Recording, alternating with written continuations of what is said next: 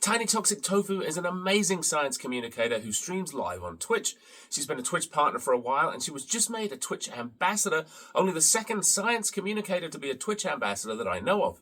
She has a great presence on Instagram, and we were lucky enough to sit down with Tofu and talk about her journey in science and science communication, in live streaming, and a bunch of other random topics that came up along the way. Hope you enjoy our chat, and don't forget to like and subscribe for more great science content. Welcome in. Can you guys hear Tofu? Yeah, right? Welcome in. It's so good to see you. Happy Easter, all that stuff. Yeah, happy Easter. Did you do anything special for Easter? My best friend actually visited me today, so she brought her baby with her. They were hanging out here for ages, traumatized the bunny a bit from seeing a child for the first time. But other than that, all is good. So we have a bunny, our own bunny for Easter. Not of the eating kind, though, right? No. We didn't. No chocolate. Yeah. Not the chocolate thumping kind. The thumping kind. I know. I even got a thump. I got a thump. That's right. You did infamously get a thump from her. Wait, how long have you had the bunny? Like a month or so? A couple of months? 2 months now. Yeah. She's a rescue. So she's a bit on the older side, but she's plenty of character, plenty of spirit in her. It was nice of her to rescue you. Needed an emotional support bunny. I've always wanted like a free roaming bunny. Now that I have my house, that I've always wanted to be able to accommodate animals where I can. So totally, we have a house full. My Dr. Nerd is a veterinarian, so we have an absolute house full of different things. Oh my god!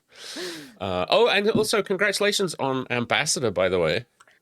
I know it's a little while ago now, but very good. Very, very pleased to see that. Another science ambassador on Twitch. Thank you so much. Yeah, so Science, I believe, is the first official science communicator. But what I hope to see is that every year there'll be more and more science communicators. So it won't be like, oh, the second science communicator ambassador. Instead, it'll be, I'm the physics science communicator ambassador. That'll be nice. We need like all the sciences representing over time. Absolutely, why not? I mean, I think science on the platform is really, has been seen amazing growth in the last not as much as I would like, or I'm sure you would like, but still pretty amazing from a platform that people only thought of as gaming. I think at least there's awareness now that there are people who stream other things. Yeah, it's definitely a misconception. If people even know what Twitch is, usually they associate it with gaming. So it's always nice to say, actually, I do science communication. So, well, I still play games, but still. Let me just, hold on. Let me just do over here and let me pop this out so I can put my stream preview right in the center of this thing. All right, that's better. Now I can see now I can actually see what I'm doing. And I was just going to play the music like gently in the background. Let's see that's soft elevator music. That's super loud for me. No, that's not going to work because it's on the same channel you are. All right, forget it. We don't need it anyway. So when I have people on, and thank you very much for coming on, of course. Appreciate you. The first thing we do, if it's okay with you, is we have a little quick-fire quiz. It's I'm excited about this. It's super easy. It's nothing too personal. If there's any questions you don't want to answer, then you don't have to, of course. But okay. it's pretty simple stuff. There's nothing too probing. Although there are a couple of tricky ones in here. Okay, so there's about, I don't know how many there is, about 15 questions, I think. 15? So yeah, you just say the first, whatever your first feeling about the answer is. That's it. So, okay, you ready? Okay. All right. So, tea or coffee? Coffee. Coffee. Okay. Is a hot dog a sandwich? No. Okay. Cats or dogs? Dogs. Dogs. Okay. What's your favorite city? Oh, Limerick. Limerick. That's fine. That's fine. Are you a morning person or a night owl? Night. Probably more night. Yeah. Nighttime. Yeah, I think that's pretty common for scientists. What was the first video game you ever played? Doom. Nice. Is a thumb a finger? Yes. Okay. I don't know. She said yes. It's open to debate. Mini Nerd is chipping in from the... Oh, you agree? Okay, I'll let her know. Mini Nerd agrees with you. What's your favorite sandwich? Tato sandwich. Oh, potatoes. Those are chips, right? For people that don't know. Chips, yeah, Potato yeah, chips, yeah. yeah. What book are you taking on a 3-year trip to Mars? You can only The take one. Robotics Collection. Robotics Collection by Asimov? Okay, fair enough. Does that We'll count? let you take them all. Peanut butter, smooth or crunchy? Or not? Smooth. Not a big fan of peanut butter. Okay, all right, fair enough. Who's your favorite scientist? Alive or Boltzmann. dead? Boltzmann. Okay. Oh, okay, but Boltzmann. Boltzmann, yeah, nice. Paper book or ebook? Paper book. What's your favorite smell? Freshly mown lawns. Grass. Yeah, Oh, grass. Yeah, I get you. Star Trek or Star Wars? Star Trek. I figured. I've seen what is the one place in the universe that you would visit if you could? Could be anywhere. Iceland. Iceland. Very nice. Yeah, that's it. That's it. You're done. Well done. You passed. Oh, I survived. Yeah. Woohoo! Very good. Very good. So a hot dog is not a sandwich. We can discuss it, I'm sure, but never classed it as a sandwich in my life. No, it's okay. No. All good. Hey, it's open for Discussion. for debate. Yeah, exactly. It's a hot topic in my house because Dr. Nerd is a huge baseball fan, a Cubs fan, and ketchup on a hot dog apparently is a crime as well, along with mustard. So. I'm a ketchup person. I love ketchup on everything. Yeah, I do too. And Mini Nerd is a fiend. Like we can't keep it in the house. She puts it on everything. We make her the most beautiful meal, and then she's like, ketchup. Okay, so I know that everyone in your chat already knows, and I heard you say this the other day. But where does your username come from? Oh, yeah. So, like, I think I shouldn't be revealing the truth behind it because it's obviously not controversial, but it can be, not nice. But the new version that I tell people is Tiny because I'm short, Tofu was a pet name, and Toxic because I work with toxic chemicals in batteries. But the real story is Tiny because I'm short, Tofu was a pet name. But the Toxic came out of the fact that I used to play a game called Heroes of the Storm and League of Legends. And it is a very toxic, negative field. Yeah. And so, you can say negative things. The joke inside the joke, however, was that I used to have a team that I used to play kind of like semi-professional, like, in tournaments and stuff. And my team were famously known for have been silenced and banned and suspended at some point or another because they do get toxic. And then one person attacked me once saying, "Oh, I'm the most toxic person they ever met." And the joke ran because I was the only one who was like, not actually toxic on our team, was actually polite, but I got called out for it. And ever since then, all my teammates called me toxic. It was just a joke. And funny. There we go. That's the truth. The true story behind the name.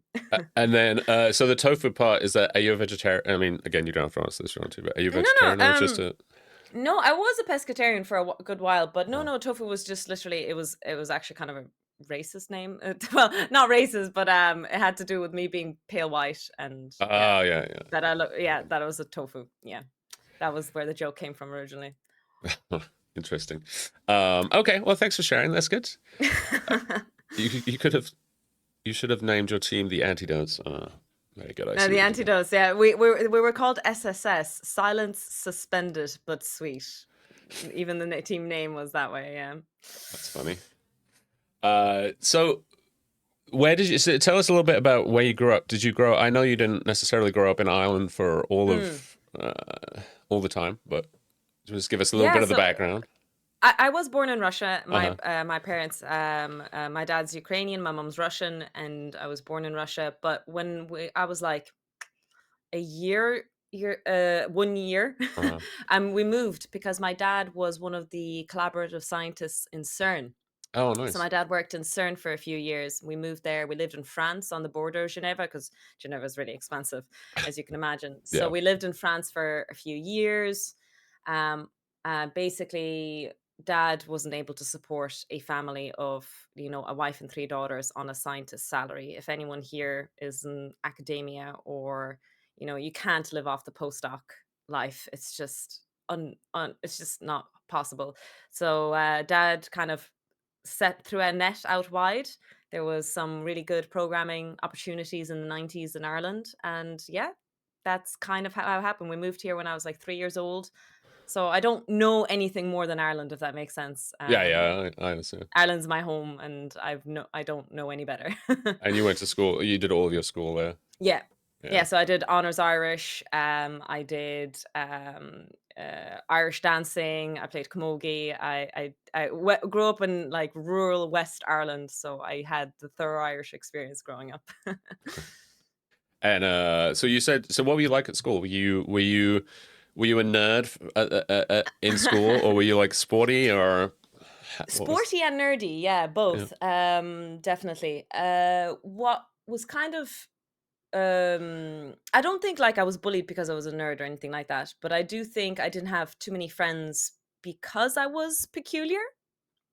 The reason, looking back in hindsight, being mature adults and looking back at ourselves, Cool. the reason why I was peculiar was actually got to do with me being Russian. A lot of cultural differences, a lot of language barrier.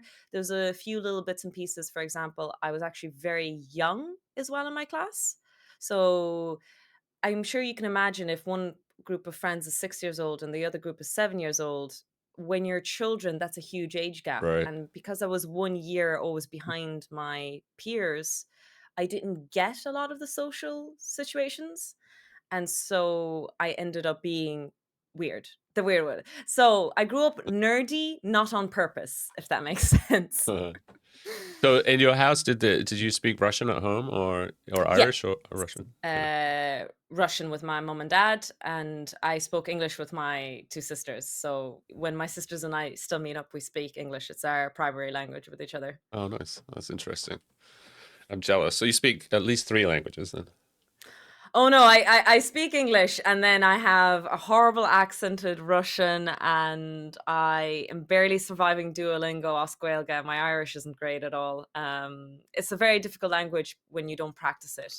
If you learned French or German in school, Yeah. for example, I learned French at least once every few years. Maybe you'd stop by Paris and speak, Yeah, But in Ireland, we don't tend to have any areas. There's a few very rural areas that would still speak Irish Yeah. primarily, but I haven't visited them, and everyone here speaks English, so not much practice. No, I get it. I totally understand. We've been trying to learn a little bit here, and it's just like, I don't know. You see it written down, and then the person says it, and you're like, that's not what that says. There's no way that's what that says. But yeah, my wife's family is all in Ireland as well, so she was like hoping to learn a little bit at least, because they all speak Irish. They took it in school or whatever. Oh, okay. So yes, we've been trying, but it's definitely hard. It's much harder than other languages that because I learned a little Japanese when I lived in Japan, and that was somehow was like intuitive, but it's definitely one of the more difficult languages to learn, in my opinion. I think so anyway. Yeah, that's interesting. So when you were in school, were you gaming? I know you love gaming. When did you start gaming? What got you into the... It was my dad, yeah. So one of the things that they used to do in CERN, I don't know if I should be advertising this, but on off hours, there was a whole freaking office filled of computers, and they would all boot up Doom 95, and they would all play together. And so one of the copies that Dad brought over in Ireland when we got our first PC here was Doom. So Doom was the first game. I played like whatever my dad could download, like Bomberman and things like that. I would play those. There was a few games over the years I got for Christmas from Santa Claus, including Worms and Jurassic Park. One of the more inappropriate games Santa Claus gave a 10-year-old, and we're not going to shame Santa Claus because he probably was drinking vodka and crackers that day, was Doom 3 at the age of 10 years old. Doom 3. That was not an appropriate game for a 10-year-old. Yeah, it was fairly gory, if I remember rightly, and pretty scary as well. There's some pretty good jump scares in there. It was one of the true horror games. But that was one of the earlier games. Later on, I got my first console. Well, I don't know if that counts as a console. It was a handheld. I got the Nintendo DS Lite when I was like 13. Uh-huh. So, but the hardcore PC gaming, well, I won't say hardcore, but properly gaming was in college. When I got my first laptop and I was able to boot up things like League, Heroes of the Storm, Diablo, World of Warcraft. That's when the gaming kind of career started. When it started to slide out of control. Yeah, stayed up all night playing with my friends. Thank God I got through my bachelor's degree before that. Ugh, it would have been a disaster otherwise. I think two of the people that I played World of Warcraft with were divorced over World of Warcraft. Yeah, it was a pretty. Oh my. Yeah, I hear stories about the gaming addiction. It seems it can get pretty bad, I think. I for sure know that during my masters and in my early days of my PhD, it could have been a very steep slope. I'm very lucky that whatever way my addiction happened with video games, because I did truly have an addiction Yeah. with HOTS and League, that it didn't damage my academic life. It came in a perfect timing, if that makes sense. Yeah. Exactly. I think yeah. And I think the online aspect of it is probably what makes it, the Yeah. multiplayer, and that makes it much more addictive than It was necessarily the like. gratification of winning the games and Right. beating real people. Yeah. And guess that's the sporty competitive side within me kind of got resurrected via video games. What made me kind of click that I wasn't enjoying the game anymore, or what really made me pull out of League of Legends, and I'm so glad to say that I haven't played in like almost 2 years, is that I realized even when I was winning, I wasn't getting that, dopamine hit that, Yeah. instead you were just doom. Do you know the way there's the phrase doom scrolling on Instagram and TikTok? I was basically doom lobbying, which was like constantly searching the lobby, even if like the games I was winning or losing, it didn't matter. It's interesting. It was, Yeah. it wasn't healthy. So I can completely understand the people who are going through divorce, or like how gaming can damage a person's life. Yeah, for sure. So you were in school. What made you? Did you always know you want to be a physicist, or? No, I always tell the story as a series of fortunate events or unfortunate events, depends on which way you see it. In school I took, you have to take 4 core subjects: Irish, English, maths, and uh, English, maths, and a second language, so French or German or Spanish or something like that. Huh? And then you pick an additional couple of subjects. I chose biology, chemistry, physics, and applied maths. Applied mathematics is just basically it's kind of vector physics, is the way I would describe it. And it just kind of turned out that when we were applying for universities, what courses I wanted to do in Ireland, tertiary education is free. It's not really, you pay like almost $4,000 a year, but it is a lot more affordable than most universities around the world. So we knew we were obviously able to hopefully afford the education, especially with some grants and some supplements. And the situation was in my family that my family were not well off. And what I was kind of looking for was guaranteed employability after graduation. At the time, there was a huge shortage of physics teachers in Ireland. There was a big push and strive to get more graduates in physics. So there was this course in a university that I was close by, chemistry and physics teaching, literally went into that. I had a bad experience in my first teaching placement. I didn't do well. I don't want to go into the rabbit hole of explaining what happened, but basically there was a bit of a bullying incident, which I was very shocked because I've never been bullied just because I'm, not ethnically Irish, but it was my one and only true experience in a workplace, because of that. So I thought, oh, I'm a terrible teacher. And I started looking for ways out, if that makes sense. Uh-huh. I was doing well in physics. I thought maybe I can shift into a master's in applied physics. what ended up happening was in my fourth year placement, I got an A1, which is the highest grade. I actually did extremely well in teaching, and it was just a bad experience. But the ball had already begun rolling, if that makes sense. I Yeah, had yeah. already gotten the scholarship for an applied physics master's degree, ended up doing that, which then, funneled into the PhD. It was all just a bit of an accident. Even the PhD itself was an accident because, yes, I did want to do a PhD, but I don't know if you're familiar with it. A process that you usually do with PhD applications is that you have to actually get interviewed for it. There's usually a funding project, and you get interviewed for it, and you compete against other PhD candidates, or you specifically apply as a PhD candidate with your name under the funding. What happened with me I was see. that there was a funding project that was put under. Everything was going well. In the last minute, they got the funding application accepted, but the PhD candidate that they had the name under backed out at the last second, and they were in a panic. It was a day before submission. The funding had to be approved. There was a whole like shabacle going on, and so my name was thrown into the hat. Accidentally got the funding. There we go. That's the story of my whole accidental adventure of doing my master's and my PhD in physics. Nice. Well, that's kind of a fun story, though.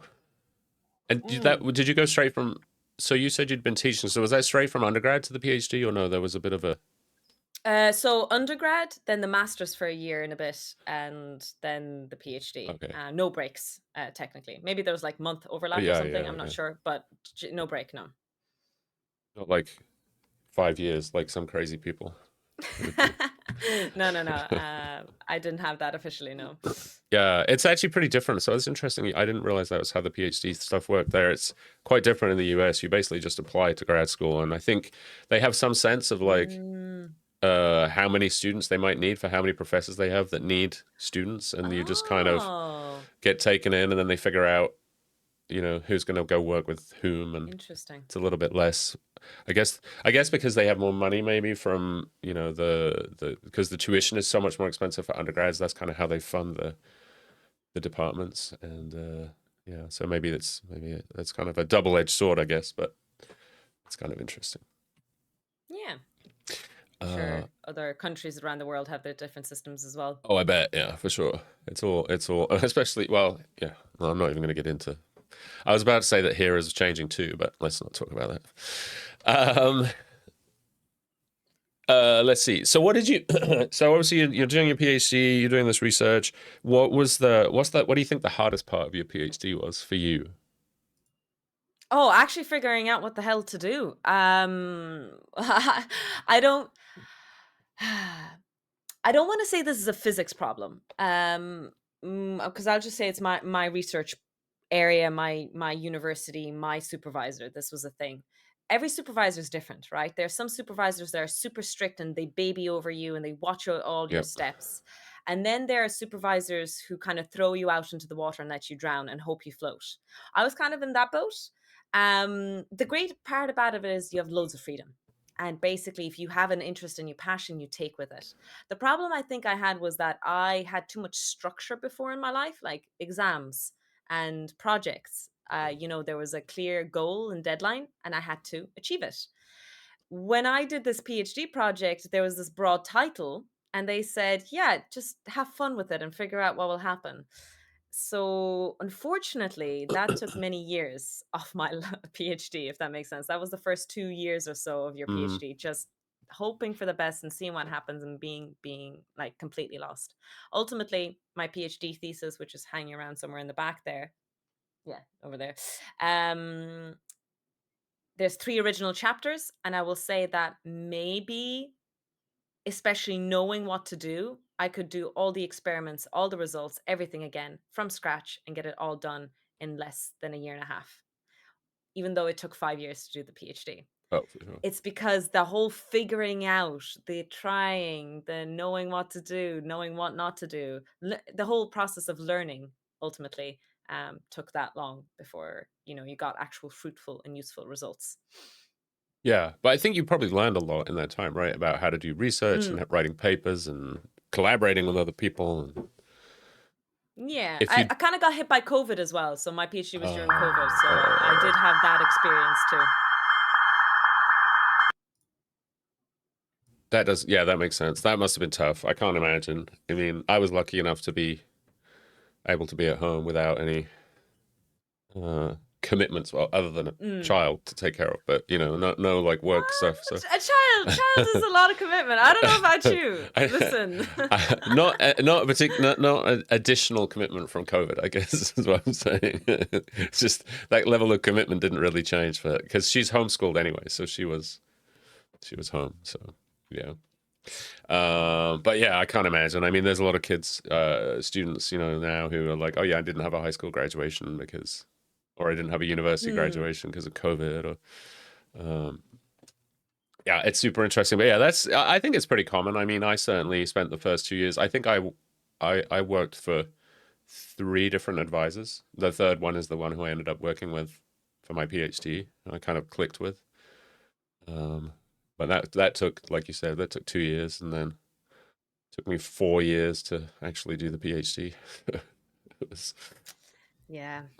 it's fine. 4 years seems long though. Well, 6 total, yeah. So it was 6 total, but I think that's more common in the US because the first 2 years is basically a master's, and then you go on to your PhD. And in astronomy in particular, it can be long because often you're waiting for once you decide what your PhD topic is going to be, you kind of might, if it's observational and you need data, you could be waiting a year for a grant, a telescope time to be approved, or for your observations to come up on JWST Yeah. or whatever it is. So there were people there that were in their 9th year of their PhD, which, No, I have heard a lot of that. Yeah, especially in the US. I do think that there's because I do my Tofu Tech Talk. I invite yeah, loads yeah, of yeah, guests from the US as well. great.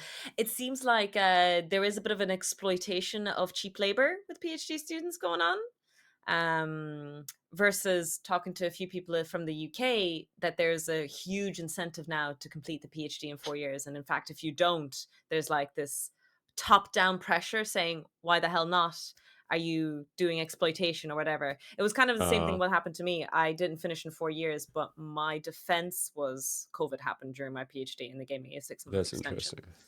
Mm. Yeah, I certainly didn't feel like that was the case at the astronomy department at the University of Okay. Illinois. There was definitely like a sort of I think some looks going on, like, is this person ever going to, we got to get this person moving, like, Let's get rid of this person. not that so much, but just like, man, they need to finish up. Like, we need, we need to graduate them and get the next Mm. person in. But yeah, it didn't feel exploitative particularly. It felt like that person was that was what they wanted to be doing, but I don't know. It's definitely, I've definitely heard some horror stories from other universities and other areas, like biology Yeah. especially seems to be like that. Yeah. Yes. Most of my the people that I'm interviewing Tove Tech Talk and who have specifically expressed this exploitation that they're wary of have all been in biology. Interesting. So I think biology is the evil science. Okay, no, don't don't quote me on this. This is how the Well, that's science in the wars VOD begin. now, so Uh, yeah, okay. So let me ask you this. Do you feel like, so you mentioned, it's interesting that you mentioned that you felt like you were being bullied actually for not being a native Irish person, or whatever the right way of saying oh that is. yeah, that Do, was like one incident. but that Yeah. wasn't what I was expecting you to say, actually. That wasn't the reason that I was expecting. So have you faced any particular challenges as a woman in science? Obviously, people talk about that all the time. I was just curious what your Mm. experience has been. Yeah, I was on Science's channel a little while ago. Did an amazing kind of show in the month of March to talk about women in STEM. Hmm. And one of the things that I pointed out was to say that, times are changing, because I'd love to share and say the experience of my master's and my PhD and postdoc, becoming a physics lecturer, was that I didn't actually have negative sexist experience. Wow. It was actually maybe there was stuff happening behind my back that I wasn't aware of, but as far as my conscious awareness, nothing bad was happening, and it was a great experience. It wasn't even a topic or a highlight or anything like that. It was truly, an experience in itself without that kind of hazard. That being said, something that I did mention was that during my bachelor's degree, one of my classmates was an absolute PR. Okay, I won't finish the sentence. I don't know how Tool. Yeah. PG friendly we are here, You can say but whatever you want. Was a sexist. Won't finish the sentence. And what ended up happening, or kind of to highlight or show this, is I always reference a paper that was published about video gamers. And it was analyzing competitive video gaming. I'm not sure which game. I think it might have been Valorant or some shooter game. What it showed was that men who were of lower ranks and lower level on the gaming in the skills area Uh-huh. would be more sexist and aggressive towards female gamers versus the players of high rank and higher level of skills. It wasn't blatantly implied, but it was, well, you can kind of guess, is to show that men attack women in video games only when they feel threatened. Well, not threatened, apologies. Only when they are of lower level or of not the same level of skills.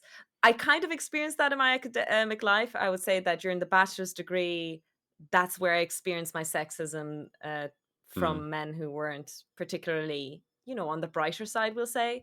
But then as you progress through the academic ladder, master's, PhD, postdoc, lecturing, it got negated with every step of the way. I don't know if that's much of an answer, but just kind of like a personal experience and a personal tidbit. No, absolutely, yeah, and that makes sense, right? I totally, I think as the faculty at universities is gradually getting younger, right? Or at least being replaced with a younger generation who have more different attitudes, I suspect, right? So those 70 and 80-year-old professors who, and I'm not saying that sexism is related to age or whatever, but some of the older attitudes are maybe leaving some of the sciences, and some of the younger attitudes are prevailing, hopefully, anyway. I'm hoping that your experience wasn't just a one-off, because that would be really nice. Yeah, no, I think it's hope. It's definitely, hopeful for the newer generation as well, and hopefully it can only get better. Yeah. Right. We won't comment on current affairs. God. I've given up. We just talk about it now on stream. I can't anymore. It's indivisible from the topics at hand, But so you're streaming. So moving on from like your academic journey to the streaming journey, what made you decide to start streaming? Are you obviously you love teaching, but well, the whole streaming thing, I've actually been streaming for almost 6 years. yeah. But I was streaming the competitive games, the HOTS and League games. Oh, okay. When I was part of the competitive scene, and I was a caster for a while. So about 4 years of that was all that. Then I did quit that competitive scene, and I didn't want to quit streaming because I did build a community. I didn't know what to do. I didn't know of any science communicators on Twitch. This was before science and technology was a category. So what I would do was, do you know the way when you boot up your stream, there's not a whole lot of people yet on your stream Right. for the first half an hour or so. Yeah. So I pulled up articles, and we would talk about those articles. And one of the first things I ever did was actually read through, what's his name? Alan Turing's paper. Oh, yeah. The imitation. I think the paper was actually called Imitation Game. Was it? I don't remember whether that was just the No. that was the story about it, or that was the book or the movie or whatever. Yeah. Well, anyway, it's about the Turing test, and we read through it, and it was great. I tried reading more articles down the line. I experienced my first infringement of copyright kind of adventures. So it scared me for about half a year, but then I got back into it. Obviously, being a kind of teacher over time, I ended up just doing my own content, being a bit more original and just teaching the way I did. It kind of all folded in together, the way the games ended up being in it. Someone would ask a physics question during the game, and we'd end up side ranting about it, and that's how everything kind of looped around and inspired each other. There was never a set of plan; it just evolved by itself. Oh, nice. So, and obviously now your schedule is getting, I don't know, more full here whilst you're not teaching. You're almost every day now, is it, for a while? It was just because of the Easter break, Yeah. yeah. So I'll stream again Tuesday, Wednesday, Thursday, and then I'm going away. And once the academic schedule, you know, decreases a little bit, Yeah. I will go back to full-time streaming over the summer, because one of the benefits of working in a university is I have the summers off. Sure. I guess It's nice. I guess what the drawback is, you don't get paid for the summer, or We do. you So our do? Oh, pay okay. is cut or whatever. Do you know the way teachers get paid the same? I don't know actually how it works in America, but the way it works in Ireland is that teachers' salaries are cut in a way that you still get paid over I see. the summer months, if that makes sense. Yeah, yeah. That completely makes sense. So you what keeps you coming back to streaming? Obviously, it's easy to say, I stream, I want to do educational content, but clicking that go live button is not always easy. What makes you keep coming back? Oh, that's a good question. I don't know actually the answer to that one. It does make me feel good. Streaming is a positive thing to me. Even when I did it for a little while full time, I will say that I never treated it as a job. I would say it's a job, obviously. You know, to many, this is work. And I understand that and I respect that there are full time Twitch streamers Mm, who do treat it as a job. To me, it never was.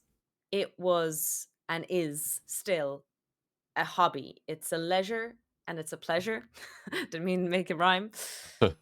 It is truly something that I timetable in my schedule as my hobby, number one, but also two, this is my dopamine. This is my enjoyment. This is my, I suppose, passion. Um, it's like whatever hobby you guys have at home, whether it be coding, playing games, whatever it is, for me, it's Twitch streaming. So that's why I go back to it all the time. That's why I love doing it. And you know, if I don't feel good, I don't stream. If mm, I need to cut the stream early, I cut the stream early. yeah, Again, I do live in this what's the word, privileged situation where I don't need to live off the Twitch salary. It's sure. it's a lovely, you know, bonus pay, but I have a working salary, so I don't need to stream to earn money. Whatever I earn feeds my fat bunny. But other than that, it is just exactly that. It is my hobby. I see. It seems like the lab rats are suggesting that maybe you're trying to feed them as well, keep them happy. I love how that meme has developed over the years as well. The lab rat community is now just extraordinary. Yeah. I think that, yeah, for me, I think it's the community probably, right? Is a huge part of it. Like if I was streaming, if I didn't have a community, I think it would be hard. Like if it was like Empty the first streaming to time an you empty streamed over void. and over, like if that Yeah, never got better, I don't think I could sustain that. I agree. So, but yeah, that's interesting. What do you? So any other? So we can wrap up the Spanish Inquisition section here in a minute, if you like. Where's I have a thing? Here we go. Nobody expects the Spanish Yeah, it Inquisition. should have played. I think I don't know. Maybe it didn't. My streamer bot is broken, so some of my sound effects aren't working, unfortunately. But I do have that as a button on my stream deck, is the Spanish Inquisition thing from Monty Python. So if you looking back now, obviously you've been streaming for a long time, you're very successful. What advice would you give yourself at the beginning of your streaming journey, knowing what you Oh. know now?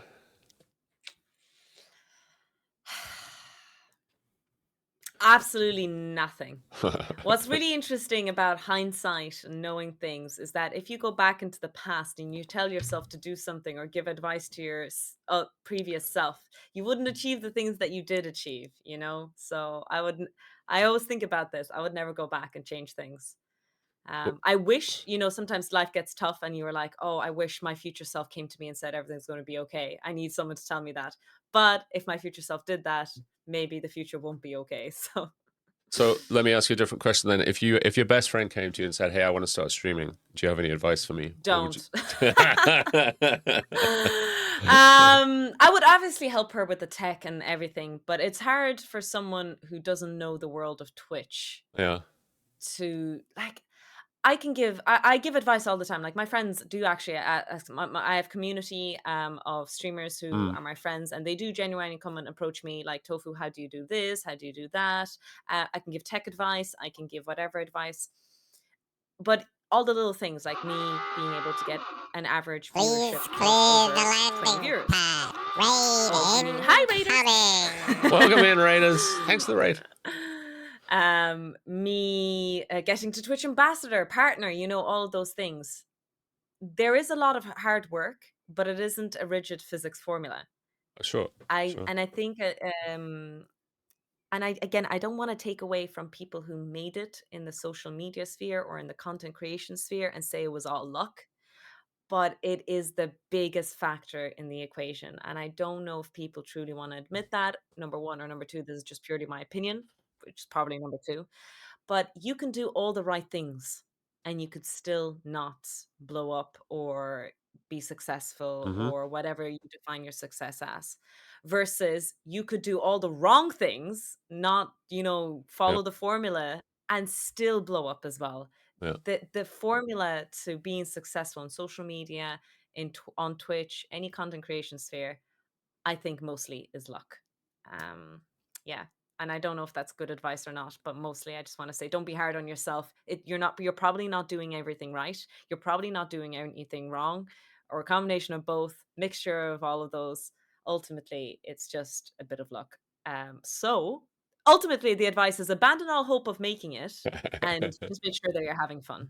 Yeah, I think that's good advice. I do. Yeah. I think if you're not having fun, you're just like, if it's even if it is the job, the thing that you do to make money, I think if you're not enjoying it, it's hopeless, right? But I have a friend who is a really successful Warzone streamer. He's like over 220,000 followers. He's doing this crazy subathon right now. He's in like day 17 of this subathon. He has been sleeping and stuff. But anyway, he said which game is it? Warzone. Okay, no. Okay, never mind. Go on. Sorry. But he was saying the other day, he hides his view account. And he regularly has like 2,000 viewers or whatever. He hides it. Wow. He's like, because it doesn't mean anything to me, because I could be streaming really well and doing some really cool content. And if it's just the wrong time of day or the people aren't online or whatever it is, he's like, could just be luck. Yes. That number could be, I could be putting out the best content in the world and that number could just be misleading me. So he keeps it hidden. And I thought that was really like for somebody who's obviously very successful on the platform to say that and sort of acknowledge that there's just this massive element of time of day. You get this big raid from somebody who just happens to bring in a big community that meshes with yours, or that never happens. Whatever it is, it's yeah. As you said, I don't want to take away from all the hard work that people put in, but it's absolutely, and I agree, and I do that as well. I do turn off the follower count. It is or the viewer count. It is very misleading. Follower count is probably a good idea too, because if you see a few people like unfollow you, that can be very disheartening. It's like, what did I say in the last 2 minutes that made 2 followers drop me? So that can also be disheartening as well, especially when you're small and you can see every single follow. Yeah, exactly. Old Man Felonius, thank you for the raid. Sorry it's taken us a minute to get to the acknowledgement, but thank you for the raid. Welcome in, Raiders. We are talking with the amazing Tiny Toxic Tofu. Make sure you go follow Tofu. She is an incredible streamer here on the platform. Twitch ambassador now as well. But yeah, thanks for the raid. Welcome in. Let me see. Do we have... I'm just going to check the ad situation. Okay, we got about 10 minutes before we have to run ads. So I have the final question... The final question I have for you is if you had your little magic 8-ball or your crystal ball, what do you think will be the biggest breakthrough in science in the next 25 to 50 years? What's the next big thing that's going to...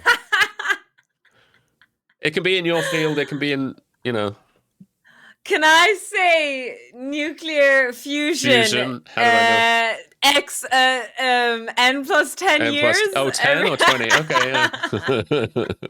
N plus 10 years. In and 10 in years, 50 years' time, it will be still 10 years in the future. No Yeah. matter.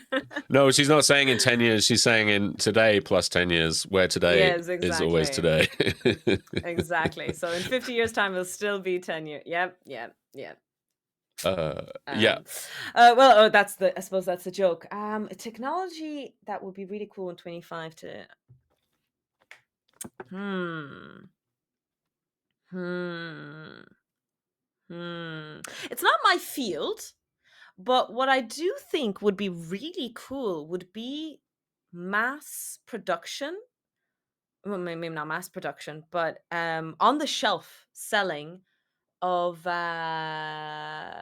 some sort of like protein synthesis or lab grown meat kind of thing. Hmm. I've had a few guests on my show. It's not quite Star Trek. What's it called again?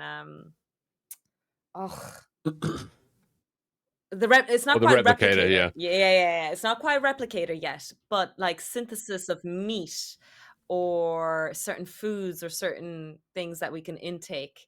That would be really, really cool and like purchasable and affordable.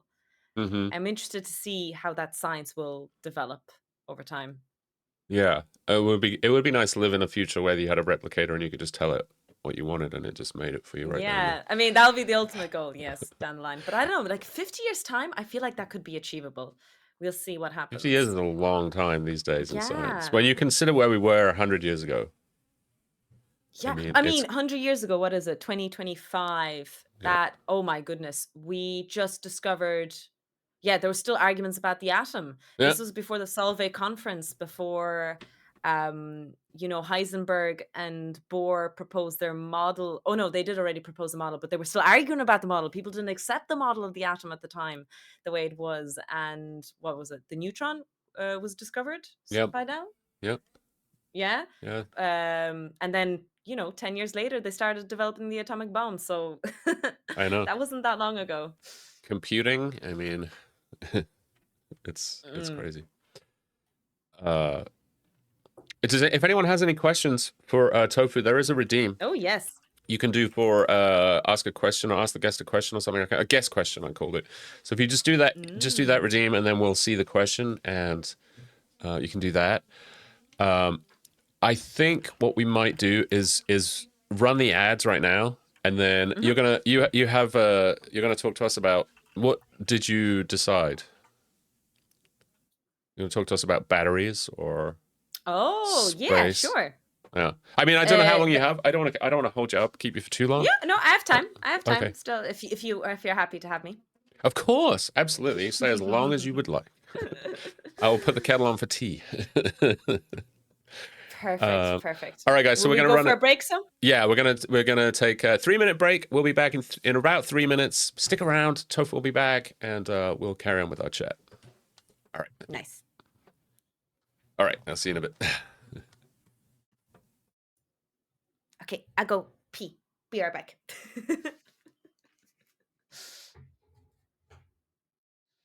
Are you ready to see the most detailed view of the Andromeda Galaxy ever? This stunning mosaic of the galaxy is the largest created from Hubble Space Telescope data. It's composed of roughly 600 different overlapping fields and captures 200 million stars in our neighboring galaxy, representing 10 years of effort. This incredible image is not just amazing to look at, it contains details that will help astronomers explore the mysteries of galaxy formation and evolution. For example, Hubble measured the intensity of light at both ultraviolet and optical wavelengths for over 90 million stars in the image. One thing astronomers are eager to explore is the merger history of Andromeda.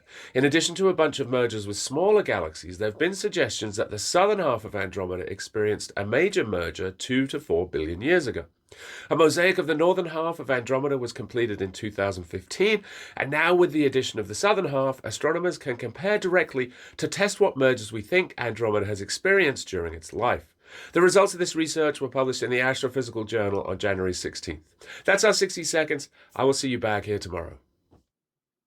Einstein's general theory of relativity has withstood the test of time and has now received further confirmation from DESI, the Dark Energy Spectroscopic Instrument. DESI is mounted on the 4-meter Mail telescope at Kitt Peak National Observatory and is a collaboration of almost 1,000 scientists. The data gathered for these results come from the observation and analysis of almost 6 million galaxies and quasars, which represents just the first year of DESI observations. The results show that the evolution of structure in the universe follows the predictions of general relativity. The research has also put an upper limit on the mass of the neutrino, the only fundamental particle that we do not have an exact mass for yet. Some theorists have come up with modified versions of Newtonian gravity to try and explain the expansion of the universe caused by the mysterious dark energy. The new data rules out some of these theories and gives support to the leading cosmological core, the Lambda Cold Dark Matter model. Ultimately, DESI will observe 40 million galaxies and quasars over its 5-year survey, so it'll be interesting to see if there are any surprises in the coming years. That's our 60 seconds. I'll see you back here tomorrow. Did you know NASA had a worm? No, not that kind, this kind. The iconic NASA logo is known as the worm and was designed by Bruce Blackburn and Richard Denny in 1976. Now the Museum of Modern Art in New York has the worm on display as part of a new exhibition called Pirouette Turning Points in Design, which opened January 23rd and runs through October. Also on display is a copy of NASA's 1976 Graphics Standards Manual. NASA originally had its meatball logo as seen here. It was designed by employee James Moderelli in 1959, but NASA wanted a more modern look and switched to the worm in 1976. In 1992, the worm was retired and it changed back to the meatball, and that's been the most common symbol of NASA ever since. NASA does also have a much more fancy-pants seal that's used by the administrator at formal ceremonies. In addition, NASA produces symbols and logos for various projects and mission patches for almost every mission. I have the simple but meaningful flight patch for some aircraft flight work I did as part of the SMAP satellite mission. NASA.gov/history is full of interesting stories about the agency, and there's even a NASA history newsletter you can sign up for. That's our short for today. Yeah, I no will see you worries. back here tomorrow.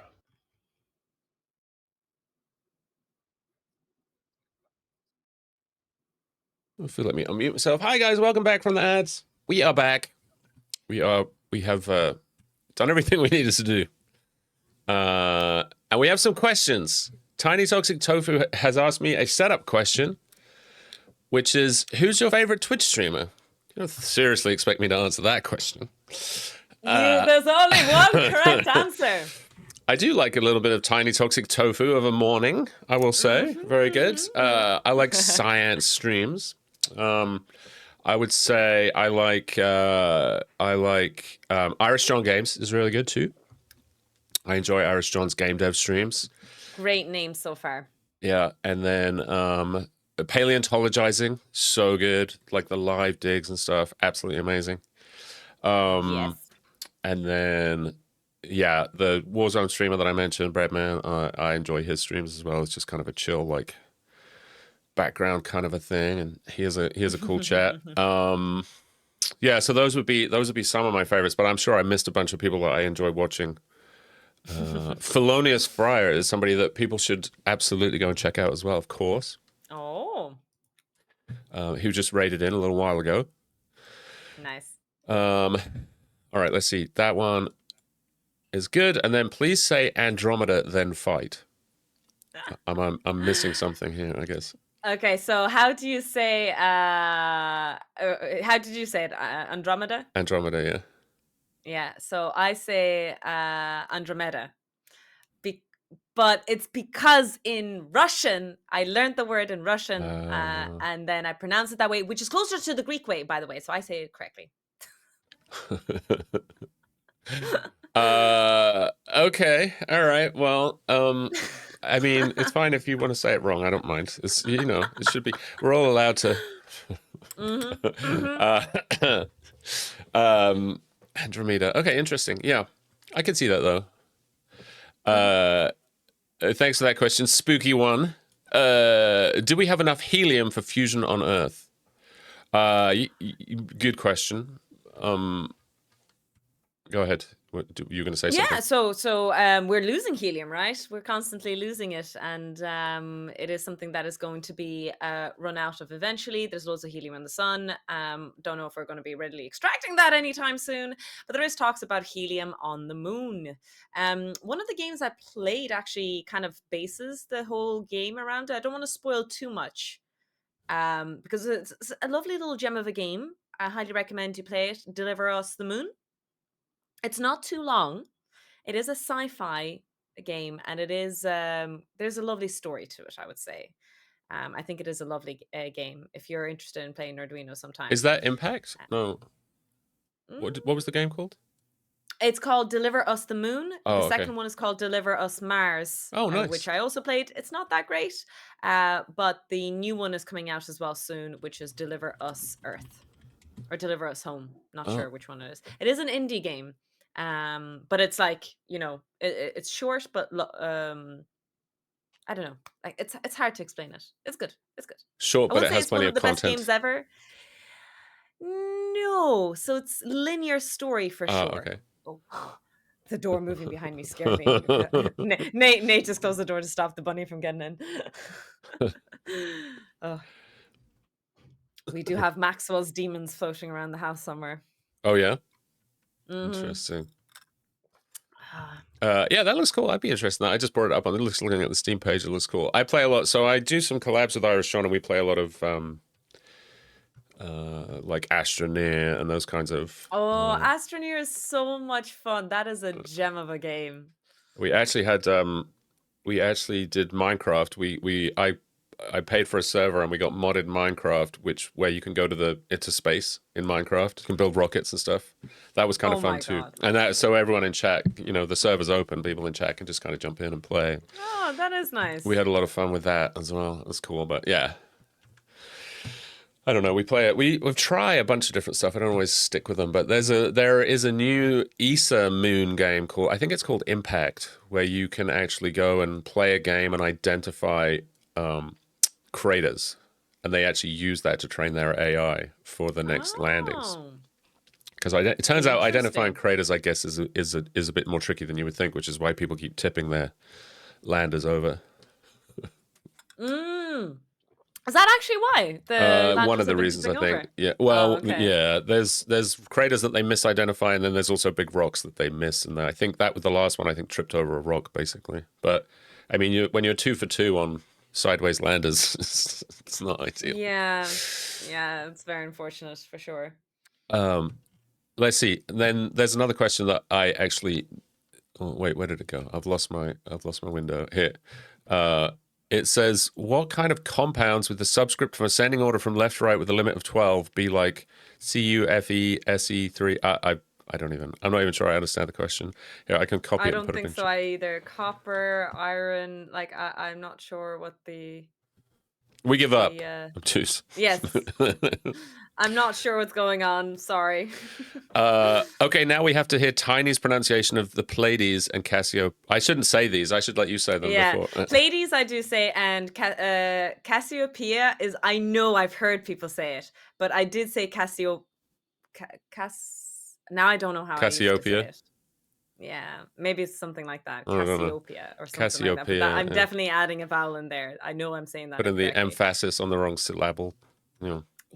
Yes. Yeah, Cassiopeia. I guess Cassiopeia is how I used to say it. I think it might be more the English way of saying it. But Cassiopeia. The emphasis on the P, I think, is more of an American pronunciation, but I don't even know anymore. I can't tell anymore. I've lived here 26 years, and I don't even know. I like some of the words I can't even. I don't even know which is like the right way around anymore. Okay, so those are all the questions we have for now. Guys, thanks for all the follows. And if you've put messages in chat and I haven't responded, I apologize. We're kind of chatting with Tofu, so if I missed anything, it wasn't intentional. By the tofu. Absolutely, it wasn't intentional. And feel free to ask again another time or later in the chat, and we'll try and make sure to get to it. Tofu, so we on Thursdays, my streams, we do a little bit more of an earth science focus. And climate change, and we focus more, I would say, on like the engineering solutions and the technology solutions to some of the challenges that we're facing, which is sort of what the community is more interested in, maybe than we do look at like ice melt and some studies from the Antarctic and the Arctic and all those things, but things like battery technology is a big one that we talk about. So what do you're an expert obviously on battery technology and So what do you think is going to be like, what are you excited about that's coming up in battery technology that's going to either make the batteries less toxic, less likely to burn your house down, or just able to be more efficient and store more energy maybe? Like, when are we going to have 1,000-mile range on our cars, that kind of stuff? Yeah. Oh, okay. So truthfully, there is actually no form of technology that is promising. And I know there's a few YouTubers out there, reading articles and getting excited. There is nothing out there that is anywhere nearly as good as lithium ion batteries the way they are now. And I'm really sorry to be the downer and the bad news person here. Especially since, like, I'm technically not anti lithium ion battery, but my whole like spiel of all the batteries I work with is like, oh my god, they're so much better than lithium ion. But my point is, in terms of energy density, in terms of ability of what's in the car, all the systems that we have in place, there's nothing beating the lithium ion battery, and there hasn't been anything in a Excuse me. while. If there's anything in tiny Debbie Downer, yeah, sorry. If there's anything in the news that is kind of hinting towards things, my big thing about it is that the titles are very clickbait. You go into it, when you actually read the article, it is very, anything I've seen thus far has been clickbait, and then when I actually read the publication, it's nothing exciting. It's not good news, if that makes sense. Yeah. So the situation at the moment is, you've kind of not two extremes, but two great things: RTGs in probes, and as we know, Voyager, and is it Cassie, which is the other one that recently went, starts with C. My brain kind of is lagging there. Oh, I with forgot. Anyways, the radioisotope generator on board. Yeah. It has that one as well. Anyways, all those probes, they have them, and they're fantastic. They're, it's the most. The reason, I can talk about RTGs for a little while, but the reason I like them is because the physics behind them is so simple. It's just the Seebeck effect. It is just the most classical thermocouple system that's ever existed. It's something that you do in first year physics in university. If you go to my university, in my course, I teach you this in first year physics. It's a very classical experiment. You perform it in the lab. It's very, very easy to do. Two different wires, two different ends immersed in one extremely cold, one extremely hot. A huge temperature difference creates a voltage. Perfect. It is really amazing, and simple. That's the thing. It's so beautifully simple. You don't have to touch it, and it works, which is what you need in probes and stuff like that. The other part is lithium-ion batteries. They're amazing, and the technology for them is extraordinary. The problem, I don't know if this is talked about enough about lithium-ion batteries. It's actually very hard to get funding for research of lithium-ion batteries, because you need permission for the recipe of lithium-ion batteries. All the big companies that produce these batteries have their own secret recipe, and it's not public information. A lot of the research is actually very difficult to obtain, understand, and it's redacted. Like, if you actually sit down and read one of these publications on lithium-ion battery research, you will actually notice that the chemical formulas are simplified and redacted, because they can't show the true recipe of said company's lithium-ion battery design. So it's a field that is great, fascinating, interesting, all those things. But the truth is, I can't tell you exactly what's going on, because no one's really telling you what exactly is going on. So this is like what it looks like when you commercialize science, I guess, right? Yeah. So lithium was definitely looked at for a long time. Bell Labs, I believe, worked on it. It was actually my PhD supervisor who worked on it, and then it blew up when there was the whole lithium ion kind of aspect of it. But yeah, it was not monetized, what's the word? Patented very quickly. And everyone has their own secret recipe version of it. Each car company has their own secret version of it as well. And before, like, this kind of feeds into conspiracy theories, before anyone comes at me, it's not that the science is protected. It's that everyone has their own little secret additive, their own secret efficiency setup. Everyone's just protecting their little Edge that they gem. have. Yeah, exactly. Interesting. It looks like we had a few a few Questions questions. along the way? Yeah, Oh yeah, so you said there was there anything ahead of the time? I really don't think so. There is nothing in the news at the moment that is going to be fruitful in terms of energy density specifically. That's going to beat lithium-ion batteries anytime soon. Yeah, yeah. I think a lot of the stuff that we've looked at is very early stage research. You know, like they've made one, and mass production is 20 years away or whatever. So let's see. Have we looked at other elements around vanadium for flow batteries, e.g., titanium and manganese?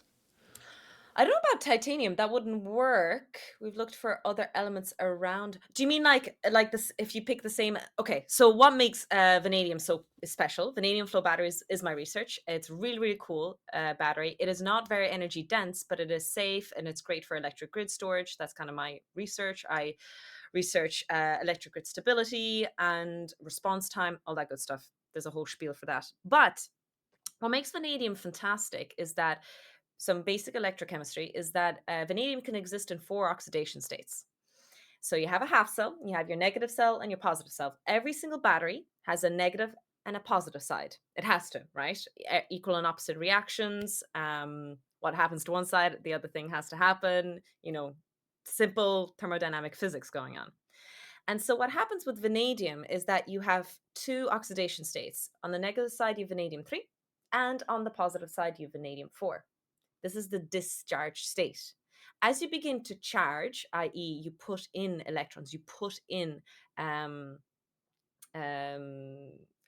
energy into your cell, the vanadium-4, which is blue in color, changes to vanadium-5 oxidation state, which is red in color or yellow, it depends on the concentration. And then vanadium-3 on the negative side of the cell, which is green in color, changes to vanadium-2, which is purple in color. So it's a very colorful and beautiful flow battery cell. It's very visual. It's very optical. Do you have tell me you have visualize. like a transparent version of one of these that you show? I have. I didn't mean actually there, but that's even better. As a souvenir, my supervisor allowed me to take low concentration of vanadium-4. I don't know how well you'll see it. Look at that blue color. This is dilute nice. form. And this is vanadium-5, but it's yellow. And it has red here. This is precipitation. This is a problem with vanadium-5 and high vanadium-5 concentration or in low acidic concentration. It precipitates. It's a problem. That's a different kind of study. And I think the question that Zia is asking is there other elements that do that as well, that can exist in these 4 wonderful oxidation states? Because the beauty about vanadium flow batteries is that if you have the same thing on both sides of the half cell, you don't have contamination, right? If a bit of vanadium goes through the membrane, it's just vanadium. Yes, your cell becomes unbalanced from a electrochemical perspective, but over time you can fix it. There's recyclable processes. This is a good thing, which is absolutely true. There are some elements that do this. Iron flow batteries is one of them. And that is being studied at the moment. The problem with iron flow batteries is that it only works well at 50%. Now, all batteries work perfectly at 50% state of charge. This is the perfect recipe. In the middle, batteries work great. But I think it's only like plus or minus 5%. So charging and discharging a battery from 45 to 55% state of charge isn't very good. There's a lot of work being done. It's still very much in the research stage, but to answer your question, iron flow batteries are the ones that are being studied for that exact reason. I think it's iron 2 to iron 3. I don't remember what the electrochemical states are, but yeah, there is some other elements being worked on. But vanadium flow battery is the poster child of flow batteries. Nice. Super cool. Very interesting. That's very interesting. I didn't know that about the color changes in the battery. It's very pretty. Okay. Sussy McSussface says, do we have enough lithium in the West if we choose to mine it? If we choose to mine it. I have no idea about the problems. I do know that mining is a huge problem with lithium. I do know that there's ethical issues with it and there are huge concerns with it. I don't know what the story is with lithium these days. That's going to be the truth. Fair enough. And then Terminated Pig says, how economically accessible is vanadium compared to lithium? Oh, it's actually very, it's a side product of, what's the word? Basic mining. in the sense that it's just accidentally extracted when you're getting copper, normal base metals that you're usually getting anyway. And we don't use vanadium too much at the moment. It's used as a supplement for bodybuilders, and it is used in steel. So most, what are they called? Wrenches. If you actually check them, it actually says vanadium on them. Yeah, So that's true. steel is always iron plus some mixture of another Mhm. element, and it's usually vanadium. So that's the two classical things it's used for. Oh, nice. So there you go, Terminator Pig. Hopefully that answers your question. There was another question in chat as well that I kind of lost track of. Hold on. It was. Hold on, I've lost it.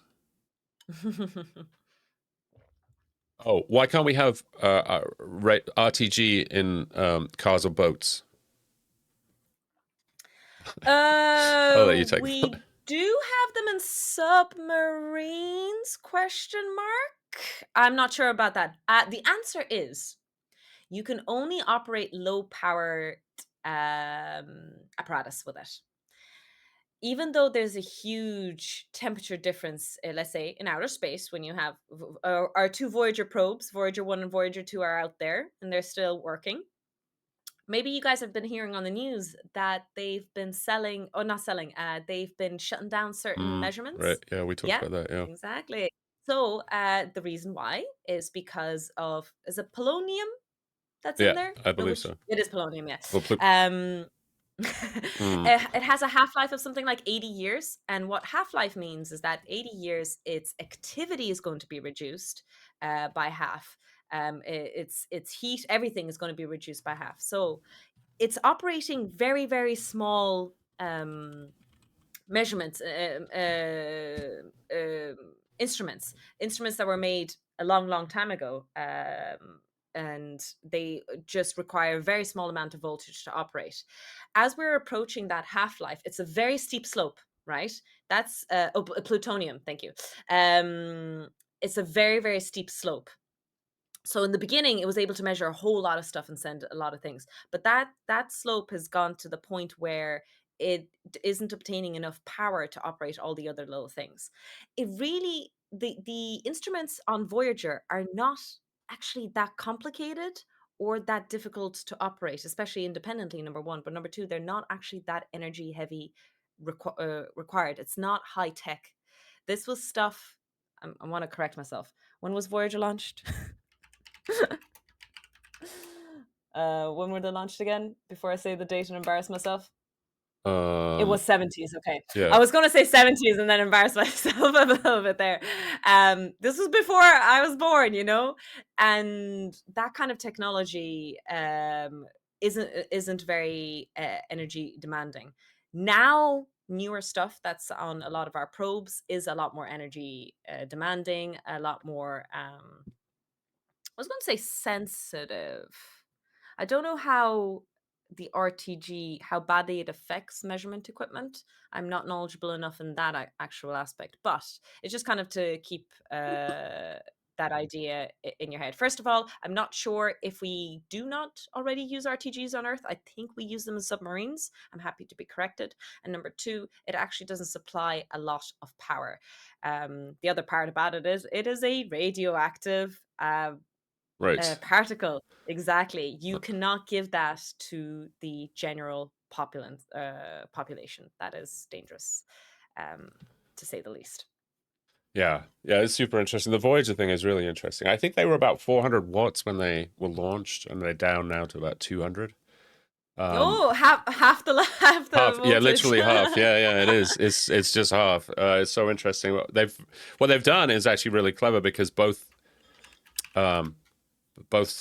Voyager 1 and Voyager 2 had the same suite of instruments. So when they've been shutting them down, they've been alternating between the two.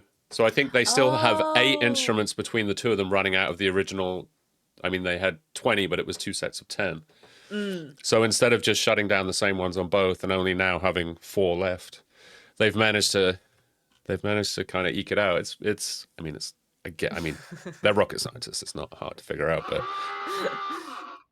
Welcome in, Raiders. Yes. Welcome in, Bardaki. Welcome in, Bardaki. Good to see you. Thanks for the raid. All right, let me see. Was that all the questions? I think we go through all the questions that people had asked there, but I could be wrong. I might have missed one in the chat. If you put a question in chat and we haven't talked about it, feel free to repeat it, or else just use the redeem. Guys, if you're new in the channel, or if you just came in on the raid, we're chatting with Tiny Toxic Tofu, who is an ambassador on Twitch, a physicist, and amazing science communicator, and like, how do you clean space? With a space vacuum, of course. It's a vacuum up there already. So that was actually one of the questions I had is, if you clean a vacuum cleaner, are you a vacuum cleaner? That was like one of the hot dog questions. That's a good one. Yeah, I don't know about that. It's like Bardaki would probably appreciate that, but yeah. I heard of fission reactors in submarines. I don't know if an RTG would produce enough power. Yeah, for sure they have nuclear reactors, yeah. That just seems like a bad idea, but I don't know. Yeah, no, anything public access. Because like an RTG, again, would only be used to operate very low level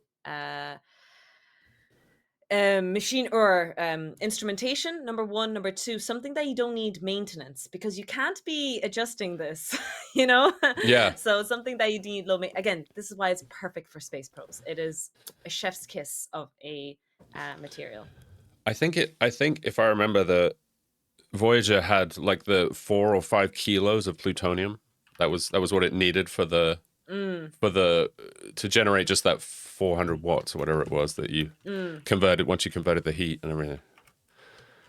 RTG is a radioisotope thermoelectric generator. That's what it stands for. Whoever just asked that, I didn't see. Interstellar Dust Bunny, welcome in. I love that name. Very nice. Yeah, it's a perfect name. So the way it works is that you have a radioactive material. It is hot, okay, and it's in the center. It's in the center of the capsule, and you have a thermocouple. So you have 2 probes of 2 different wires. There's a whole thing to talk about it called the Seebeck effect that occurs. I kind of mentioned it earlier, but just to explain a little bit. So you have one thermocouple that's really close to the radioactive material. It's super hot.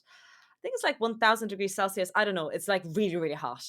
Oh, that's, what is that? 2000 Fahrenheit? I'm not sure. I'm not sure about Fahrenheit. Freedom Apologies. units, yeah. And then the other probe is pointing to space. What temperature is space? It's only a couple of degrees Kelvin due to the cosmic radioactive background. Insert words here. So it's about 2-3 degrees Kelvin. The temperature difference between those 2 probes, those thermocouples, is massive. And so what you can do is you can power sufficiently enough 400 watts worth of machinery or instrumentations. Yeah. For a long time, right? I mean, yeah, relatively speaking. Half-life of plutonium is 80-something years. I don't remember. Yeah, it was something like nearly that. 90, anyway. I think, yeah. Oh, wow. Okay. Even better. It depends on the isotope as well, of course. But the isotope I think they used was something like 80, 90 years. Yeah, exactly. Yeah, it's super cool. I mean, Voyager is just amazing. I'm going to be really sad when the day comes. But, I mean, they're doing a really good job of keeping them. We're hoping the aliens kidnap them and send them back to us in a package. Well, we left them a pretty good map, so let's hope they're friendly. Do you follow? There's a Twitter account. I don't know if you know, but there's a Twitter account. I think it might be on Blue Sky as well, where it basically Voyager posts every day and says how far away it is. Oh, I'll need to check it on Blue Sky. I'll try and check it out. But it's super cool. Yeah, I mean, there's so much cool, and there's so much crossover between the battery, like this. It's science is so interesting, right? Because it's like, oh, you know, Nerd's an astronomer, and Tofu is a physicist that does battery stuff. But we're talking about spacecraft using batteries and RTGs and stuff. Yeah, it's cool. It's super cool. I love it. Does anyone have any other questions? Because I don't know. We've been going for like an hour and a half or so with Tofu. I don't know how long you have, Tofu, but we... Yeah, I mean, if it naturally comes to the end, I'm happy. But if anyone has any last-minute dying questions to give... What was the TV show where Voyager came back to Earth? Was it not like the Andromeda Strain? Was that Voyager? No. That was just a satellite. There was a Star Trek... There was a Star Trek thing where they discovered Voyager, right? There was an episode...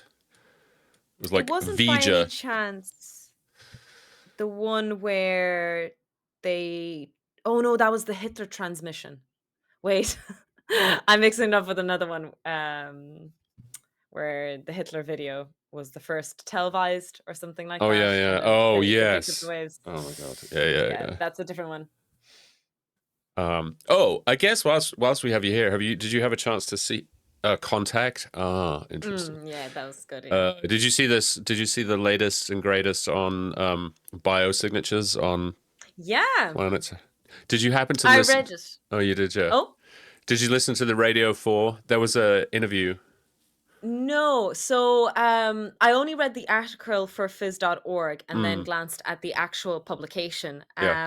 The article wasn't that in your face about, oh, this is life, but some people in my community pointed out that you watched the video, and apparently the lead scientist on it was very much, oh, this is life. Um, He's on pretty, yeah, he was, well, I don't, do you know, so the lead author, Madhusudan, is a professor at Cambridge in the astronomy Mhm. department. And then the BBC Radio 4 had him on with, do you know Chris Lintott? He's on like The Sky at Night or something in the UK or whatever Okay. that show is called. But he's a professor of astrophysics at Oxford University. And man, it got pretty spicy when those two, because Lintott was like, yeah, this isn't, I don't believe this. And Madhusudan was like, oh, this is life. And it's definitely this Hycean planet, which I hadn't even heard that Yeah. expression, but you know, a water or a liquid ocean with a hydrogen rich atmosphere. And yeah, But it also was, that it was himself. Again, I'm not very too good with names, but the guy who published the paper also proposed that planet in the past, I, so it's all kind of interlinked a little I bit. read that article as well. I read the first, like the abstracts and the introduction of Yeah. that paper, and I was surprised how many times he had cited himself in the thing. I was like, wow. Usually you try and include as many other people as possible to kind of give you back your viewpoint up, but here you're just quoting yourself essentially. But anyway, they got into it, and then he said at the end of it, the presenter had passed it back over to the Cambridge guy. And he was like, well, I guess this is the difference between being a practitioner and just being a commentator on these issues. And you could actually hear Chris Lintott like choke on his coffee in the background. It was like, I mean, Oh my yeah, days. it was good. Oh It was good. wow. This is why I can't do, like, I'll do interviews like this, of course. I really appreciate you inviting me on your show, Nerduino, and I'm so happy, like, if anyone ever invites me on anyone's channel, I'm like, I've a 100% success rate in saying yes. In the sense that yourself and Science have invited me and I've said yes both. Um my point is, I would never go up against an argument or a debate, though. Like, I would get flustered if anyone like posted a question. I'm asking for trouble now, but if anyone posted a question saying, "No, Tofi, you're wrong. A, B, and C is actually the thing," right? Yeah. I don't have the audacity or the balls to like argue, even if you tell me something blatantly untrue. You know, I'm so paranoid of being wrong that I would always be more on the edge of like being the party that's incorrect, if that makes sense. I would always kind of judge myself a bit more harsher than anyone else. Yeah, that totally, I understand that. It totally makes sense. I think it's like Mm. that. Most people, I think, well, many people probably, but in academia especially, like the imposter syndrome is pretty real, right? Like you're always, Mm. even you can be like, when you have a PhD in a subject, you are probably one of the most knowledgeable people, especially at that point when you get your PhD, one of the most knowledgeable people in your field in that particular very specific thing, right? But you still feel like, I don't really know anything. Exactly. Or you should anyway. If you don't, then you're like, No, but imposter syndrome is definitely real. yeah, for sure. But yeah, I mean, it was just interesting, and it wasn't. I don't know. They weren't even really arguing about the science. It was more. It just seemed like personal. And then, of course, the BBC spun it as Oxford versus Cambridge and all this other nonsense. It's just like, Oh my God, no. give me a break. But I see. it'll be interesting to see what comes out of it eventually. But it seems Yeah. a bit flimsy so far, at least. Yeah, I think my kind of I wouldn't say beef, but my thing about it is okay, at the moment, from what I understand, it is true that DMS and DMDS is only produced on Earth via biological processes. Did they truly detect those on that planet? Number one, So because yeah. It's a very weak Because detection. It's like a 3 sigma detection. So yeah, I saw that 0.03% probability. Or 0.3 no, it was a small. 0.3% It's small. probability. It's fairly small, but yeah, it's Yeah. not. But usually 5 sigma is if you're going to go around shouting about how good your result is. You know, Mm, 5 sigma is typically what you want to detect because there's so much noise, right? Nobody's ever seen the planet. It's 124 light years away. You're mm, basically you look at the star, right? You get the spectrum of the star, then you wait for the planet to transit, which is what you assume is happening, may or may yeah. not be. And then you measure, and then you're trying to measure the difference between the spectrum of the star and then the spectrum of the star when tiny fraction of that light is coming through the atmosphere of the planet.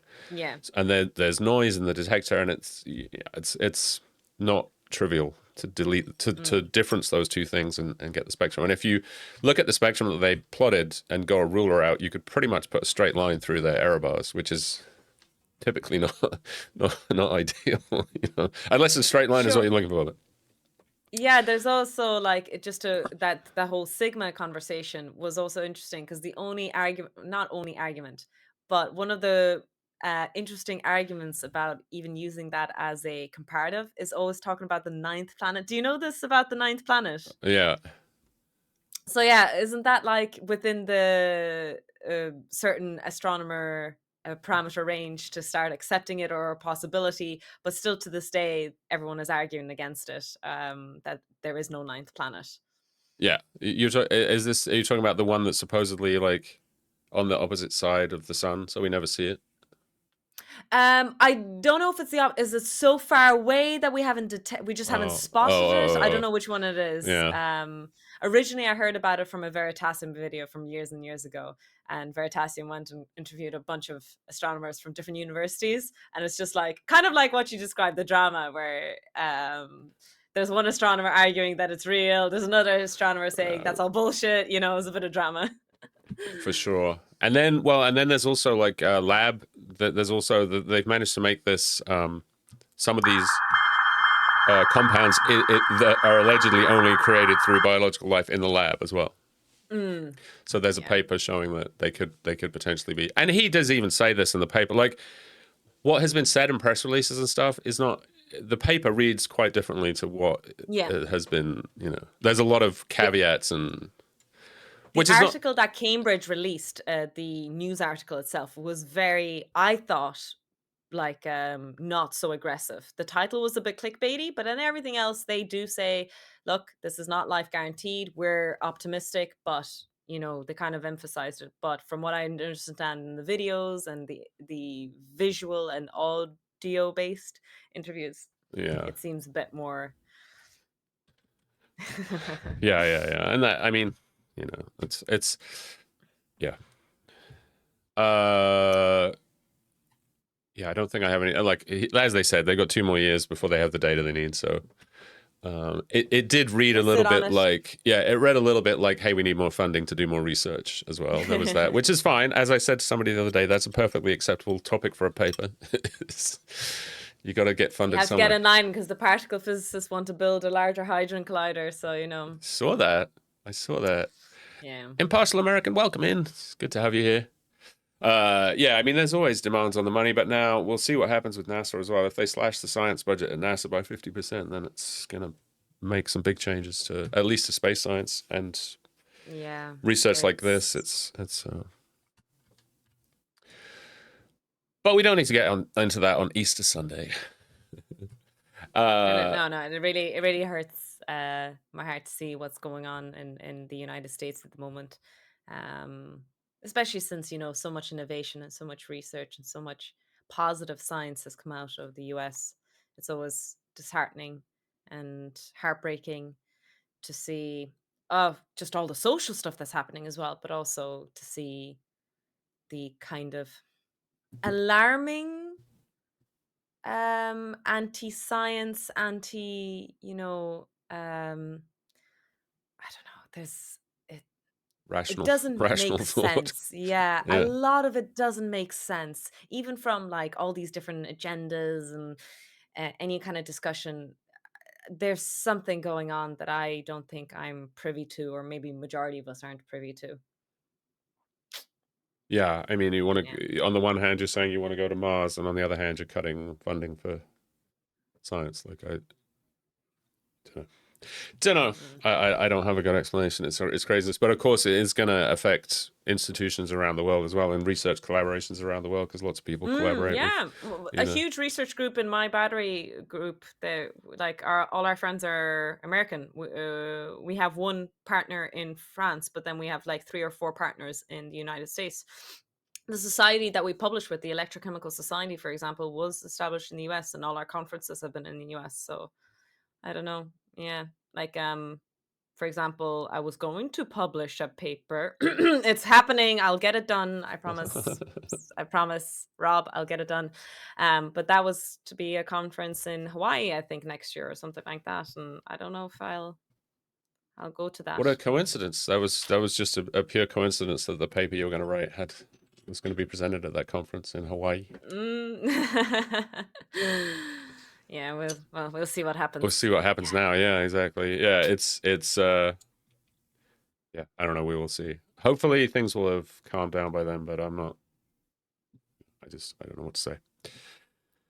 We've talked about it a fair bit in chat, and if people want to talk about it more, we'll be back on. I'll be streaming again on Tuesday night, and I'm sure we'll talk about it then. But what's your schedule for coming up? And do you have anything big, like any big plans, any big guests coming on, or any cool streams, any collabs, that kind of stuff? I am doing a special on Tuesday, actually. So Tuesday, Heads Up is going to be for, what's the word?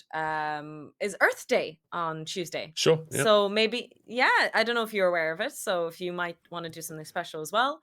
And so, as you guys know, we can't ask a lady her age, but we can do science to determine. So I'm just going to go through the history and the lore and the physics of how we determine how old Earth is. And there's a lot of drama between other physicists. Maybe you heard of names such as Lord Kelvin, Marie and Pierre Curie, Rutherford. Maybe you notice all those names. There was a big drama back in the day about trying to determine how old Earth is. And I'll be going through the history and the physics of that Super cool. on Tuesday. What? Oh, sorry. What time is that? That would be 2 p.m. BST. So Okay. that is, let me do the maths in my head. That is 6 a.m. for your 6 time. for me, but 9 a.m. on the East Coast, so that's not too bad. I might find I'll probably be in after about an hour with a cup of coffee. So yeah, that'll be the plan. I was hoping to get Volcano Doc to come in to talk about, because there's a preemptive statement, a geology one. Do you know Volcano Doc? Yeah, I was on the science panel with Volcano Doc in Vegas at the TwitchCon in Vegas. We're good buddies. Nice. We have a publication together. It's a poster. No. Yeah, true story. Really? True story. Yeah. Oh yeah. my days. That's amazing. Where do we put the poster? It was about like alternative educational avenue, like using Twitch basically to do science education and outreach. That wasn't a survey that came out a few months ago, was The it? survey was a follow-up, I think, but this was a poster that she presented at the AGU, and she actually gave a talk as well, I think, about it. But yeah, Okay. so it was great and it was really good. Yeah, I love Volcano Dog. She's awesome. Yeah, she was so kind. She like sent me a whole PowerPoint presentation, because there's a preemptive part about it with all based on geology, and I don't have a clue.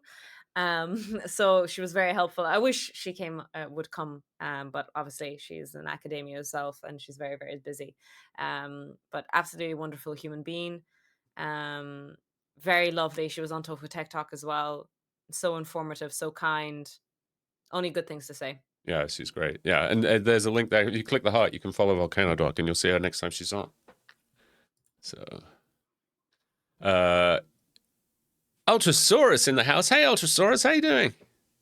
Good to see you. Tofu Tech Talk guest. Oh yeah, another amazing streamer on the platform. I don't think we can do an old-fashioned shout out. We'll get you a proper shout out here in a minute once Volcano Docs has cooled down. Yeah, there's so many cool, and that is one really nice thing about the platform as well. I think now there's so many people streaming science on here that when you're doing something, like I've had, when they discovered this, I don't know if you saw this a few months ago. It was last year, I think. They discovered this new crater off the coast of Africa, and they suspect that this may have been around the same time the dinosaurs went extinct. So that was like just after the one in Mexico, the Chicxulub one. And Oh, I did a collab with Danny, so we talked about with paleontologizing. He came in and talked about the extinction of the dinosaurs, and then we had Volcano Doc as well, and we did like a roundtable discussion from the sort of the astronomical point that of is view. And so so it's cool. Twitch is great because you can just collab with all these cool people, and like yourself as well. I mean, of course, huge thanks to you for being so available for collabs as No. well. Yeah, No, I really appreciate you having me. Like I said, Tough Tech Talk was great to like me find yourself and get in contact with you, for you to come on my show. But it's so great to see there's so many science communicators out there. What's amazing, speaking of the devil in the chat at the moment, is people like Ultrasource who don't do science communication, but they do have a science background. And I've been finding so many gems. And the way I do it is it'll be the most random raid. A friend will raid into someone's stream. They're playing a game, just having fun, and you have a peek at their About Me yeah, page, yeah, yeah, and you see that they have a STEM background. And it's yeah, like, oh my days. I'm shocked at how many people I'm finding that way. Majority, I think, of my guests I'm finding that way. They're not science communicators, but they just have STEM backgrounds. And I think that's really, really cool to see that, Twitch is a platform where, I don't know, just nerds, yeah. nerds coalesce. Yeah, it is. And Ultrasaurus has been a massive supporter of me as well. Like every time if I just go Mm, in there, I'm always getting shout outs and now you should go follow. And I she's a lovely think gem. I discovered Ultrasaurus through science. Science is like the nexus for me for a lot of people that I've discovered in gaming who have science backgrounds, but also like music and the DJs and the music side of things and the art side of things. People like Casey Snowart, who's an amazing artist, but really into science as well. Isn't a science Mm, communicator, but just loves like the dinosaurs, and it's just really cool to it's just really cool to be part to have so many different communities that you can be a part of, and so many varied things that you can get involved with, and everybody is kind of supportive of the science though as well. It's great. yeah. That wasn't very eloquent, but you know what I'm trying to say. No, but You're blushing? Links hit the nail on the hammer there about saying that even the viewers themselves, I think, maybe they're not streamers themselves, but there's a reason why they're watching you, why they're here today. People want to learn a bit about science, want to hear about it, and just want to surround themselves with it. So it's really, really Yeah, cool. absolutely. We do find our people in this world. Absolutely. I'm always blown away by chat when I'm like, you don't really want to read this paper, do you? It's kind of dry. Like, and they're like, yeah, let's do it. I'm like, all right. We want the details. So it's super cool. Yeah, it's good to find the communities. And mine is awesome. I will say, I know everybody has awesome Hey, communities. mine's better. Okay, all right. Chat Lab fight. rats, Chat fight. lab rats, assemble. Oh my goodness. All right. Well, listen, I think we'll wrap things up unless there's anything else you Yeah. wanted to talk to us about or tell us about that you have going. I really, really appreciate you coming on. Thank you so much. I have been trying to I don't know if you saw, but back in December, we did like a science roundtable it was Danny, I think it was Volcano Dog, Science Streams, and we had Finite Singularity, he has a Oh, PhD in structural engineering, I think. oh, But cool. also doesn't really stream science particularly, but he makes OBS plugins and stuff. So he uses like his Mm. coding background. But and everybody said, "Oh, you should do another one." And I've had a bunch of family stuff going on, but I do want to get those up and running again. Cool. It might be like bi-month, like every other month or something. I think it'd be too much, but it's just kind of like an open forum. We can talk about whatever people want to talk about, whether it's streaming or science or whatever. So yeah, if you'd be down for it, I'd definitely love to have you come on one of those with everybody else. And Always happy. yeah, Yeah, great. like I said, I have 100% success rate to agreeing to feature on anyone's stream, both science talks and collabs in terms of gaming. So I'm going to be bold and I'll say yes, and then like I'm going to get myself in a rabbit hole where I can't say yes to everything. But if I can, I will definitely say yes. Absolutely. Any plans for either TwitchCon this year or Yeah, I'm going to TwitchCon. I'm going as a Twitch ambassador. I was invited by Twitch, so I'm really excited to go. to the I'll be on a few Europe or to Europe, yeah, yeah. Europe one, yeah. I'm going to be on a few panels, talking about maybe science. I think the whole idea is that I'm a science communicator, and I'm going to twist it in a science way. Yeah. So I think Ultrasource is coming, Oh, and nice. then there's bloody Drongo, Curly. There's a few people, but unfortunately, there's not that many science communicators in Europe.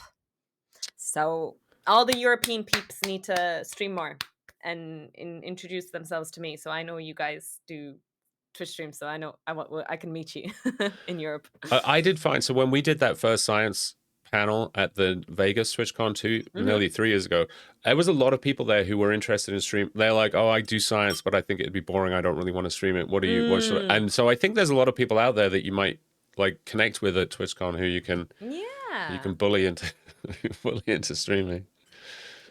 Good. But yeah, thank you so much for being here. I really appreciate you. Yeah. Have a great rest of your evening. I guess it's getting late there, but it's maybe I'll watch an episode of Black Mirror before bed, and nice. All right, guys, don't forget to go follow Tiny Toxic Tofu and check out her stream on Tuesday morning at 9 a.m. Eastern time when she'll be talking about for Earth Day.